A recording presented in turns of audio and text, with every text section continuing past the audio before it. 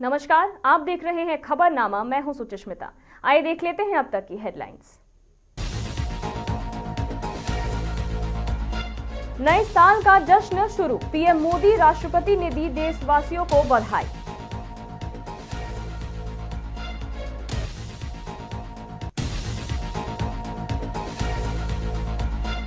जब छुट्टियों में बच्चे चुने संस्कृत, हजारीबाग में देव भाषा को नई जिंदगी।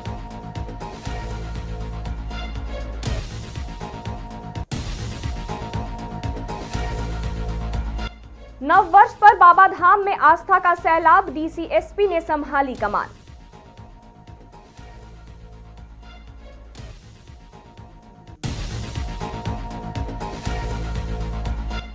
तेज रफ्तार का तांडव, सड़क किनारे खड़े महिला युवक को कार ने कुचला।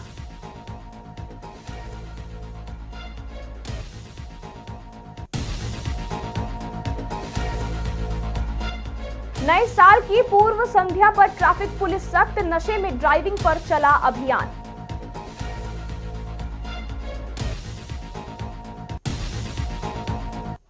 अब बढ़ते हैं विस्तारित खबरों की ओर।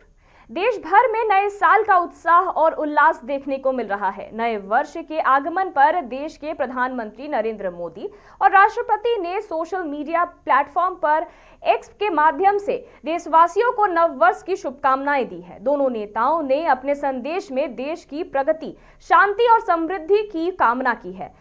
इधर नए साल के मौके पर मंदिरों में श्रद्धालुओं की भारी भीड़ देखने को मिल रही है। सुबह से ही लोग पूजा अर्चना कर रहे हैं और सुख समृद्धि की कामना करते नजर आ रहे हैं। वहीं पिकनिक स्पॉट पर भी रौनक देखने को मिली, जहां परिवार और दोस्तों के साथ लोग नए साल का जश्न मनाने पहुंचे।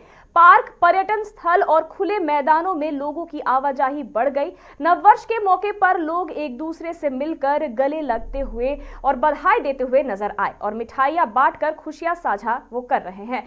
कुल मिलाकर पूरे देश में नए साल का स्वागत उत्साह, आस्था और आपसी भाईचारे के साथ किया जा रहा है।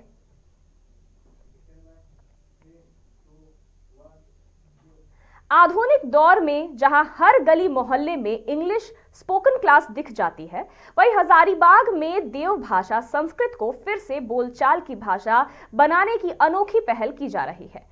संस्कृत भारती की ओर से लगाई जा रही निःशुल्क कक्षाओं में स्कूल और कॉलेज के छात्र छात्राएं संस्कृत बोलना सीख रहे हैं। ठंड की छुट्टियों के बावजूद करीब 50 से अधिक बच्चे यहां नियमित रूप से आकर संस्कृत सीख रहे हैं। शिक्षकों और छात्रों का कहना है कि संस्कृत केवल एक भाषा नहीं, बल्कि हमारी संस्कृति और सभी भाषाओं की जननी है। इस पहल का उद्देश्य नई पीढ़ी को अपनी जड़ों से जोड़ना और देव भाषा संस्कृत को विलुप्त होने से बचाना है।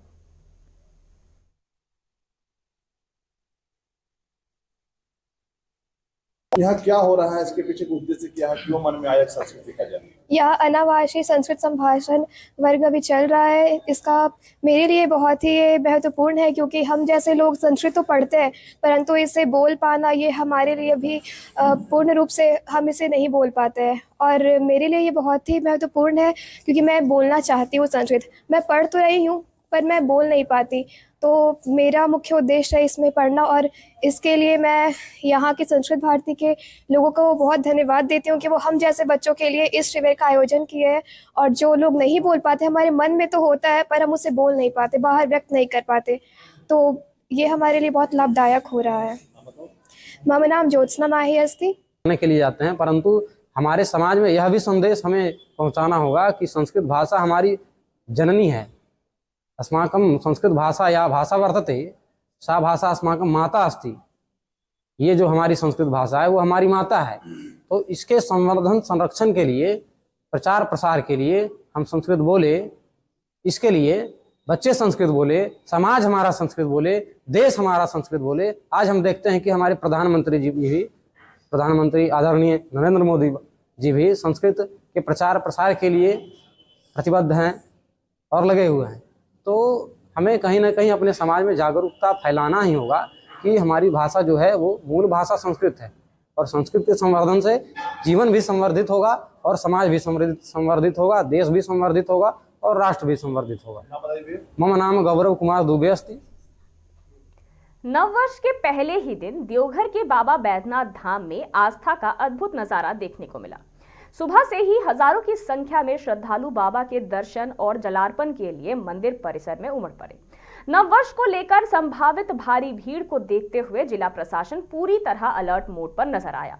उपायुक्त सह जिला दंडाधिकारी नमन प्रियेश लकड़ा और पुलिस अधीक्षक सौरभ ने स्वयं बाबा मंदिर प्रांगण और कंट्रोल रूम का निरीक्षण कर व्यवस्थाओं का जायजा लिया। निरीक्षण के दौरान अधिकारियों ने श्रद्धालुओं की सुरक्षा, सुगम जलार्पण और बेहतर कतार प्रबंधन को लेकर ड्यूटी पर तैनात अधिकारियों को सख्त निर्देश दिए। साथ ही मंदिर परिसर और संपर्क पथों को अतिक्रमण मुक्त रखने, स्वच्छता बनाए रखने और पॉलीथीन थर्मोकोल के उपयोग पर रोक लगाने पर जोर दिया गया।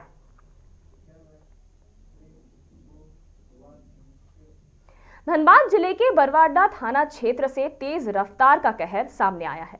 धनबाद बरवाडा मुख्य सड़क पर एक अनियंत्रित कार ने सड़क किनारे खड़े महिला और एक युवक को कुचल दिया। हादसे के बाद कार बिजली के पोल से जा टकराई, जिससे वाहन पूरी तरह क्षतिग्रस्त हो गया और इलाके में अफरा तफरी मच गई। घायलों की पहचान रफीक अंसारी और एक महिला के रूप में हुई है। परिजनों के अनुसार दोनों बस पकड़ने के लिए सड़क किनारे खड़े थे, तभी तेज गति से आ रही कार ने नियंत्रण खो दिया और दोनों को अपनी चपेट में ले लिया। स्थानीय लोगों की मदद से घायलों को एम्बुलेंस द्वारा नजदीकी अस्पताल में भर्ती कराया गया, जहां दोनों की हालत नाजुक बनी हुई है। हादसे के बाद चालक मौके से फरार हो गया। पुलिस ने कार जब्त कर मामला दर्ज कर आरोपियों तक पहुंचने की कोशिश कर रही है।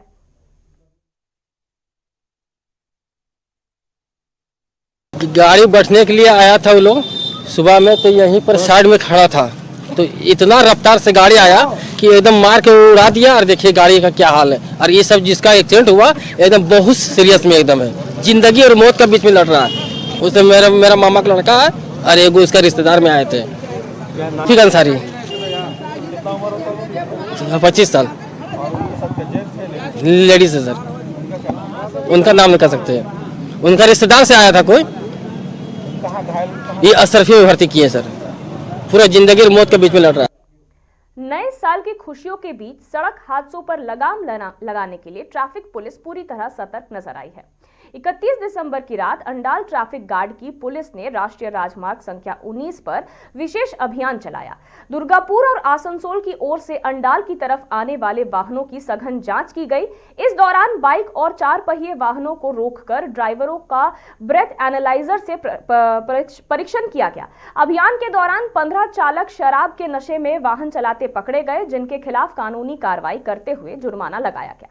ट्रैफिक पुलिस के अनुसार नए साल की पार्टी के बाद नशे में वाहन चलाने से दुर्घटनाओं की आशंका बढ़ जाती है। इसी को देखते हुए यह सघन चेकिंग अभियान चलाया गया। पुलिस का साफ संदेश है कि लापरवाही और नशे में ड्राइविंग किसी भी हाल में बर्दाश्त नहीं की जाएगी। आज के আমরা ড্রাঙ্কেন ড্রাইভিং, ট্রিপল রাইডিং আর র্যাশ ড্রাইভিং কে নিয়ে স্পেশাল ড্রাইভ করছি, যেহেতু আজকে নিউ ইয়ার ইভ ডিসেম্বর 31 প্রচুর মানুষ বেরোয়, পার্টি ওয়ার্টি হয়, তো তাই আমরা পথ দুর্ঘটনা যেন না হয় বলে আমরা আজকে স্পেশাল ড্রাইভ করছি। আর এখন পর্যন্ত আমাদের এডিপিসি এরিয়াতে 15টা কেস হয়েছে ড্রাঙ্কেন ড্রাইভিং এর, 8টা ট্রিপল রাইডিং এর কেস হয়েছে। আপনাদের মাধ্যমে সবাইকে বলতে চাই কি যে ট্রাফিক আইন আছে ওটাকে মেনে চলুন, আর মদ্যপিত অবস্থায় গাড়ি চালাবেন না, আর ট্রিপল রাইডিং করবেন না, র্যাশ ড্রাইভিং করবেন না। শুধু আপনাদের জন্য নয়, বাকি যে পথচারীরা আছে ওদের জন্য অসুবিধা হয়ে যাবে আর পথ দুর্ঘটনা হওয়ার সম্ভাবনা বেড়ে যাবে। जामुरिया औद्योगिक क्षेत्र से एक गंभीर तस्वीर सामने आई है। इकड़ा के गांव के लोगों ने श्याम सेल कारखाने के सामने विरोध प्रदर्शन किया। ग्रामीणों का कहना है कि फैक्ट्री शुरू होने के बाद इलाके में प्रदूषण इस कदर बढ़ गया है कि सांस लेना तक मुश्किल हो गया है। लोगों का आरोप है कि बार बार शिकायत के बावजूद कारखाना प्रबंधन प्रदूषण नियंत्रण पर कोई ध्यान नहीं दे रहा। यहाँ तक कि पास के स्कूल में पढ़ने वाले बच्चे भी इस चीज का शिकार हो रहे हैं। ग्रामीणों का साफ कहना है कि वे उद्योग के खिलाफ नहीं है, लेकिन प्रदूषण अब बर्दाश्त से बाहर हो चुका है।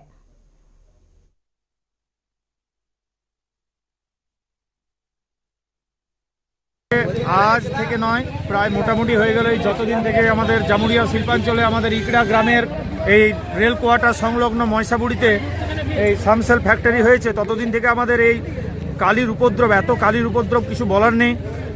যদি যারা দেখছেন তারা এলেই বুঝতে পারবেন যে আমরা কী অবস্থাতে আছি। জন্তু জানোয়ারও এই অবস্থাতে থাকে না। আমাদের এত কালির উপদ্রব, গাছপালা, পুকুর, সমস্ত কিছু, বাড়ি সমস্ত কালি হয়ে যাচ্ছে। এত মানে পলিউশন চিন্তা করার বাইরে, এবং এই পলিউশনের জেরে সুস্থ মানুষও অসুস্থ হয়ে পড়ছেন।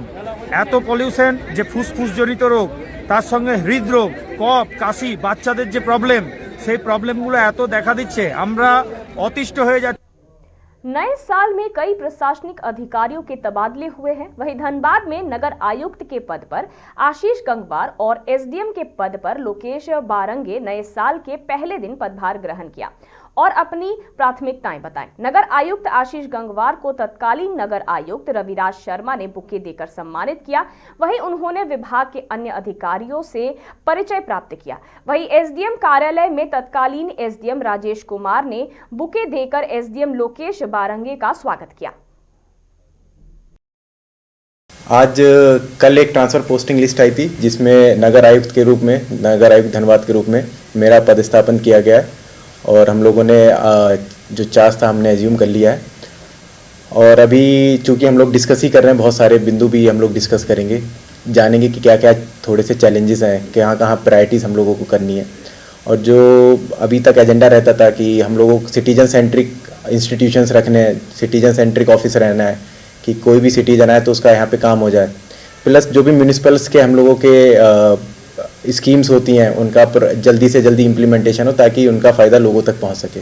पिछला कार्यकाल कहाँ रहा, किस प्रकार का अनुभव रहा आपका? इससे पहले मैं एसडीएम छतरपुर के पद पर पदस्थापित था और वहाँ भी अगर देखा जाए तो एसडीएम के रूप में काफ़ी कुछ सीखने को मिला। सबसे बड़ा था वहाँ पे विधानसभा का चुनाव कराना, जो कि हम लोगों ने काफ़ी सफलतापूर्वक करवाया था। तो वहाँ पे इलेक्शन का लर्निंग अच्छा हुआ था। Plus court cases as usual होते हैं, ज़मीन के विवाद एज यूजुअल रहते हैं, तो उनसे संबंधित जानकारी हमको प्राप्त हुई थी, रेवेन्यू से रिलेटेड। कैसा अनुभव लोगों को मिलेगा यहाँ पे आपके सबऑर्डिनेट्स और कलीग को? अभी तो आपने देखा ही हार्डली 2 मिनट ही इंटरेक्शन हुआ होगा, लेकिन जैसे जैसे टाइम बीतेगा वो हमको पूरी उम्मीद है कि अच्छा हम लोगों का रहेगा वर्किंग यहाँ पे। सबसे पहले सभी को जोहार, नमस्कार। मेरा नाम लोकेश बारंगे है और मैंने आज एसडीएम धनबाद का प्रभार ग्रहण किया है। प्राथमिकताएं सबसे पहले तो नववर्ष के सभी को, धनबाद वासियों को और यहाँ पर सभी उपस्थित है सभी को नववर्ष की शुभकामनाएं। प्राथमिकता वही जो एक एसडीएम के तौर पे जो कार्यभार हमें सौंपा गया है उसे पूर्णतः मतलब अच्छे से मतलब करेंगे काम उसमें। Law and order mainly priority रहेगी। इसके अतिरिक्त जो भी अपने डे टू डे रूटीन के कार्य होते हैं, जैसे कि सर्टिफिकेट्स इशू होना हो या फिर एसडीएम ऑफिस के जो रेगुलर वर्क्स है, डेथ सर्टिफिकेट है, जीवन मृत्यु प्रमाण पत्र, अपना आय प्रमाण पत्र वगैरह, सबका सही तरीके से समय टाइम बाउंड रहते हुए मतलब चीज़ें हो और ऑफिस की भी प्रोडक्टिविटी अच्छी हो, लोगों को कम से कम समस्या हो, और बस यही बात है। सर, लैंड डिस्प्यूटेड धनबाद में ज़्यादा ही मामला रहता है, कैसे देखा जाएगा उसे? बिल्कुल, वो भी जैसे जैसे समस्या आती है हम उसके ऊपर अध्ययन करेंगे और फिर ग्रीवांसेस जैसे जैसे आएंगे उसके ऊपर फिर विचार करते हुए उनका निराकरण करने का प्रयास करें। सर, पूर्व का अनुभव कहाँ का था, कैसा रहा? पूर्व में 2 साल का अभी हमने प्रशिक्षण अवधि जस्ट अभी कंप्लीट की है। तो प्रशिक्षण अवधि हमने प्रशिक्षण का जो टाइम हमने दिया है वो हज़ारीबाग में मेनली ट्रेनिंग की है। वहाँ पे बीडीओ के चार्ज में थे हम, सीओ के चार्ज में थे, अलग अलग ब्लॉक और अंचल के। फिर 1 महीना एसडीएम हज़ारीबाग के भी चार्ज में रहे। उसके बाद अपना ट्रेनिंग कंप्लीट करने के बाद ये मेरी फर्स्ट पोस्ट थी। खबरनामा में फिलहाल इतना ही और खबरों के लिए देखते रहिए मिरर मीडिया।